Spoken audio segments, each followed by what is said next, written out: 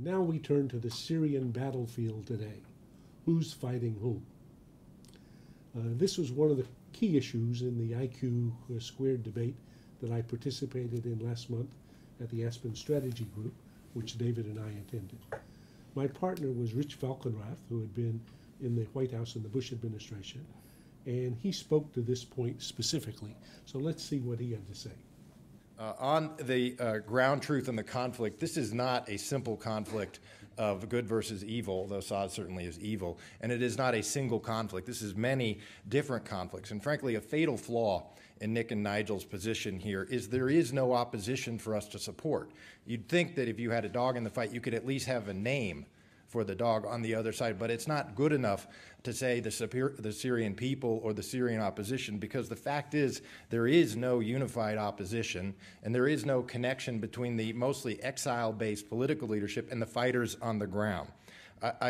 We're so draconian on time, I can't really go through all the different factions of Syrian fighters and political entities at the moment, but there's the Syrian Free Army, the Syrian Liberation Front, the Syrian Islamic Front, the Al-Nusra Front, various Kurdish groups, independent groups, all of whom are in fact umbrella groups of smaller numbers of fighters out there in the field running their own operations. And in that context, there are also organizers, the National Coalition, who are mostly outside of the country, not connected to the fighters on the inside and not able to dictate what happens on the ground.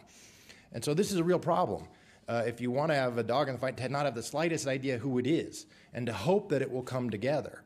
And in fact, the most effective and vicious and aggressive fighters in this conflict are ones with whom we would never side. The last one I mentioned was the Al-Nusra Front. This is a wing of Al-Qaeda. It has sworn allegiance to Ayman Zawahiri. So yes, we really have two dilemmas in Syria. We've got Assad aligned with Hezbollah, a Shiite extremist terrorist group, and the most effective and operationally active opposition group being one who is completely anathema to us to the point that we've designated them a foreign terrorist organization. So how can you have a dog in the fight when you can't even identify the dog? So Rich does a fine job describing the so-called Syrian opposition. So let's quickly take a closer look at the current list of groups that are fighting. And I say current because it changes a lot, Graham, as well as at their numbers. Right now, the major fighting forces, the Syrian armed forces, are about 180,000 people.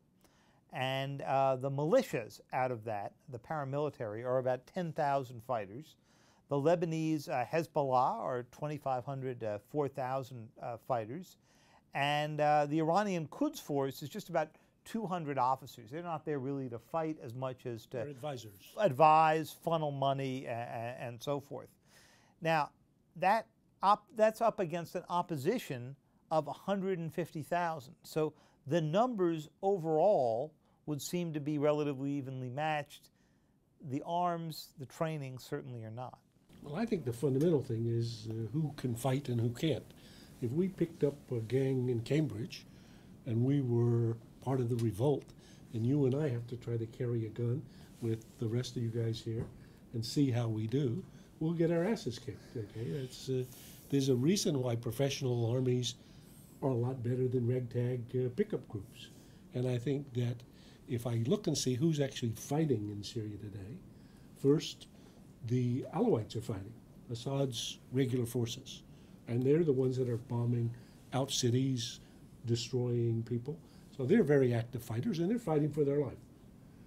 The next most vigorous group is the Al-Nusra group, which is a Al-Qaeda affiliate of about 6,000 guys. These guys also fight. So when you see the rebels have taken a city or otherwise, it's most often these guys. Well, then there's a second Islamist group, also with Al-Qaeda affiliations. They also are fighting somewhat. Then you've got, I think now, the last count I saw were 1,200 different identified groups. Some of them are just defending our own little village or our own little neighborhood from stuff that's happening. So otherwise, alternative is for pick up your family and, leave. So I would say this is it's not exactly what Hobbes described as the war of all against all, but it's certainly a lot against a lot. Well, it is, Graham, but part of the problem here is that the guesswork in Washington had been that the more that we associated with these groups, the more that we began to help arm and train some of them, the better we would get to know them. And this is, in fact, what the former CIA director, David Petraeus, was out working on in his last months in office. So what happened to that grand strategy? Well, we heard a little bit about this from General Martin Dempsey, who's the chairman of the Joint Chiefs of Staff. He said something in testimony recently that's pretty similar to what you hear around Washington throughout. He said, about 6 months ago, we had a very opaque understanding of the opposition. Then he added, now I'd say it was even more opaque.